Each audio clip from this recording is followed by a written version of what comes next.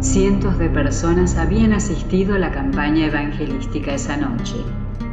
De repente, una mujer fue poseída por el diablo. Sus gritos eran aterradores. La multitud aterrorizada me observaba, mientras algunos intentaban, sin éxito, contener a la mujer. Su fuerza era inmensa. En un momento dado se quitó de encima a todos los que la sujetaban y levantando un banco enorme me lo lanzó. Tuve que esquivarlo para evitar ser golpeado, mientras con los ojos inyectados en sangre empezó a arrastrarse hacia mí gritando: «Te voy a matar, nunca te he hecho nada y aún así sigues persiguiéndome». A lo largo de mi vida he visto muchas veces a personas poseídas por el diablo. Es una situación deprimente. Duele ver a seres humanos completamente dominados por las fuerzas del mal.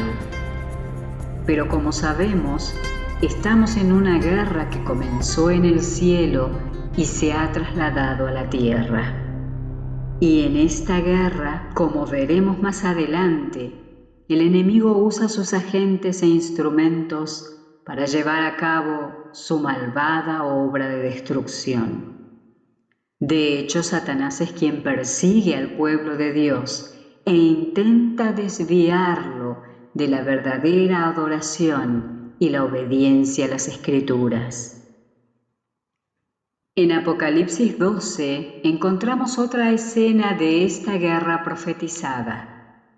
Una gran señal apareció en el cielo, una mujer vestida del sol, con la luna bajo sus pies y sobre su cabeza una corona de 2 estrellas.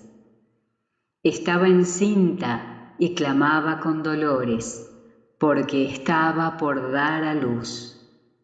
Entonces apareció otra señal en el cielo, un gran dragón rojo, que tenía 7 cabezas y 10 cuernos, y en sus cabezas 7 diademas. ¿Quién es esta mujer? ¿Qué simboliza? ¿De dónde viene el dragón? ¿Y qué busca? El relato bíblico continúa.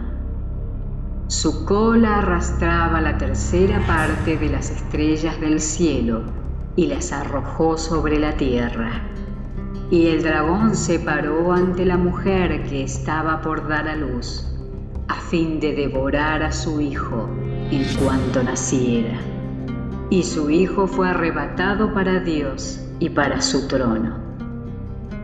Para entender esta profecía debemos regresar al jardín del Edén. En aquel entonces estaban presentes la primera pareja humana y la serpiente que los engañó. Dios le dijo a la serpiente: «Enemistad pondré entre ti y la mujer, y entre tu descendencia y el descendiente de ella. Tú le herirás el talón, pero él te aplastará la cabeza». Esta es la primera profecía de la Biblia. Al mencionar a la mujer en este versículo, Dios no solo se refería a ella como ser humano, sino también como a su pueblo en este mundo. En la Biblia, la Iglesia de Dios se compara con una mujer pura que espera a su esposo. Este simbolismo se confirma en Apocalipsis, una mujer pura vestida del sol que simboliza la Iglesia de Dios. Y una prostituta vestida de escarlata que simboliza la iglesia que pertenece al enemigo.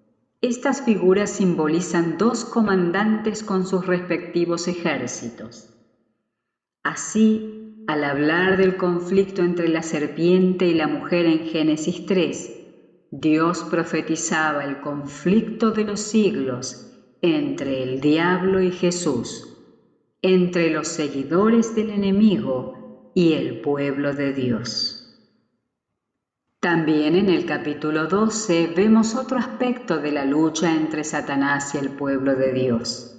La mujer está embarazada, a punto de dar a luz un hijo varón que había de regir a todas las naciones. Este, sin duda, es Jesús, el Salvador del mundo. El profeta Isaías había dicho de él muchos siglos antes: un niño nos ha nacido, un hijo nos ha sido dado. La autoridad estará sobre sus hombros y será llamado Maravilloso Consejero, Dios Poderoso, Padre Eterno, Príncipe de Paz. El salmista David lo identifica cuando dice que regirá a las naciones con vara de hierro, como también se revela en el Apocalipsis. La profecía afirma además que la serpiente antigua, que se llama Diablo y Satanás, intentaría destruir al niño tan pronto como naciera. No hace falta conocer demasiado sobre historia para saber que Herodes decretó la muerte de todos los niños judíos al nacer Jesús. ¿Quién estaba detrás de este decreto? ¿Ves una vez más la astucia del enemigo? No se revela tal como es, usa a las personas, se oculta tras ellas. Satanás las domina y las guía para que cumplan sus oscuros propósitos. Apocalipsis 12 continúa presentando la lucha entre la Iglesia de Dios y el dragón. La mujer huyó al desierto, a un lugar preparado por Dios para que allí la sustentaran durante 1260 días. Esta profecía habla de persecución. El dragón persiguió a la mujer que había dado a luz al varón. Pero, ¿fue perseguido el pueblo de Dios? Los registros históricos demuestran que sí. Indican un período oscuro de la humanidad, una época en la que se intentó dominar la conciencia de la gente. La gente fue perseguida por su fe, la Iglesia y el Estado se unieron y en consecuencia las costumbres paganas condenadas por la palabra de Dios comenzaron a introducirse en la Iglesia. Sin embargo, la profecía indicaba que la verdadera Iglesia de Dios sería perseguida y por lo tanto huiría al desierto durante 1260 días. Vimos anteriormente que proféticamente un día equivale a un año, lo que significa que la verdadera Iglesia se escondería en el desierto durante 1260 años. Durante ese tiempo, quienes insistían en obedecer solo la Biblia fueron perseguidos. Este período está registrado en la Biblia de varias maneras. En Apocalipsis 11:3 y 12:6 se mencionan 1260 días. En Apocalipsis 11:2 y 13:5 se mencionan 42 meses, que multiplicados por los 30 días del mes del calendario bíblico, dan como resultado 1260 días. En Daniel 7:25, 12:7 y Apocalipsis 12:14 se menciona la expresión un tiempo, dos tiempos y la mitad de un tiempo, es decir, 3 tiempos y medio, lo que equivale a 3 años y medio. 3 años y medio multiplicados por los 12 meses del año dan como resultado 42 meses, que multiplicados por los 30 días de cada mes también dan como resultado 1260 días.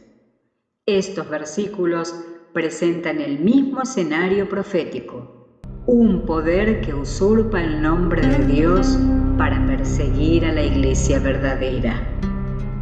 Por increíble que parezca, hay un período en la historia de 1260 años de persecución religiosa que comenzó en el año 538 después de Cristo con la promulgación del Edicto de Justiniano.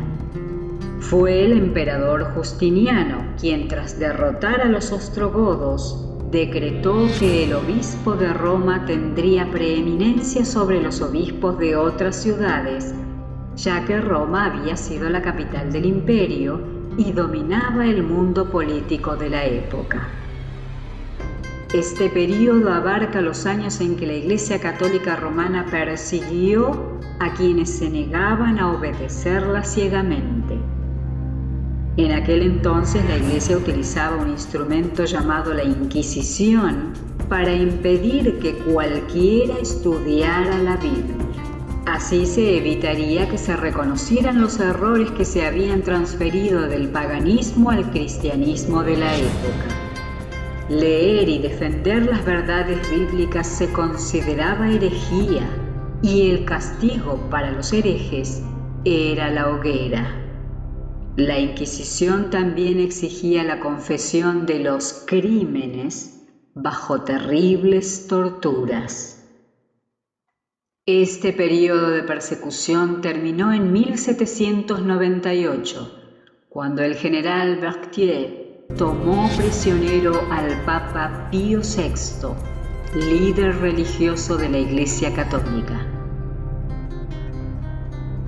Sigue el siguiente razonamiento: tiempo, tiempos y medio tiempo igual a 42 meses, igual a 1260 días, es decir, años proféticos, del 538 después de Cristo al 1798 después de Cristo.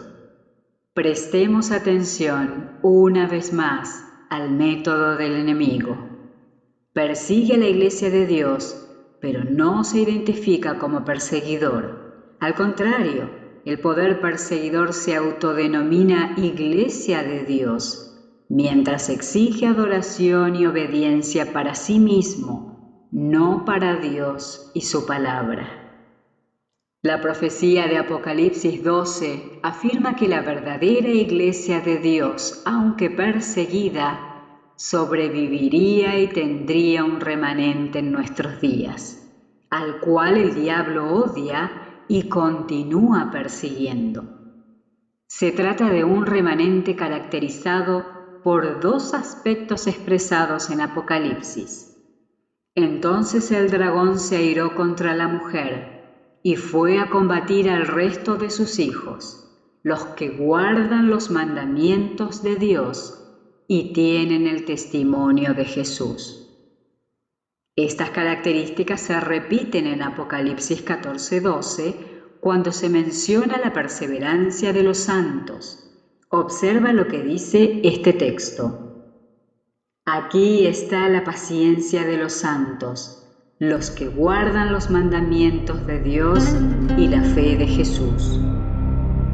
Dios declara sin pelos en la lengua que tiene una iglesia y que ésta presenta dos características distintivas: la fe de Jesús y la obediencia a sus mandamientos, tal como los registra la Biblia. Las características son importantes para identificar a las personas. En una ocasión debí encontrarme con alguien que no conocía.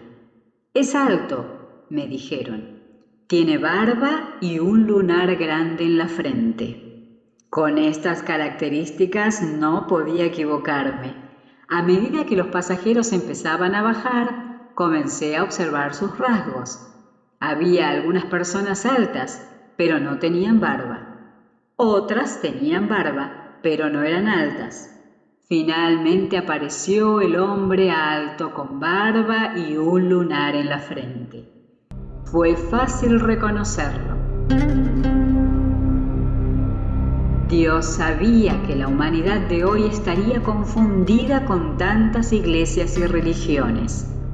Todas afirman ser la Iglesia de Dios. Algunas, incluso más benévolas, defienden la idea de que todas las iglesias conducen a Dios. Es muy fácil adoptar posturas radicales en diferentes aspectos de la vida, aunque no es prudente hacerlo. Sin embargo, cuando se trata de vida o muerte, y recordemos que hay un enemigo dispuesto a usar cualquier método para engañar a los seres humanos, vale la pena analizar lo que escribió el apóstol Pedro. Tenemos la palabra profética aún más segura, a la que ustedes hacen bien en estar atentos como a una antorcha que alumbra en un lugar oscuro. Si prestamos atención a lo que dice la Biblia, notaremos que afirma enfáticamente que Dios tiene una iglesia que mantiene dos características: cree en Jesús y guarda los mandamientos de Dios. Es deber de toda persona sincera, mediante el estudio cuidadoso de la palabra de Dios, encontrar esa iglesia y prepararse para vivir en paz ahora y por toda la eternidad.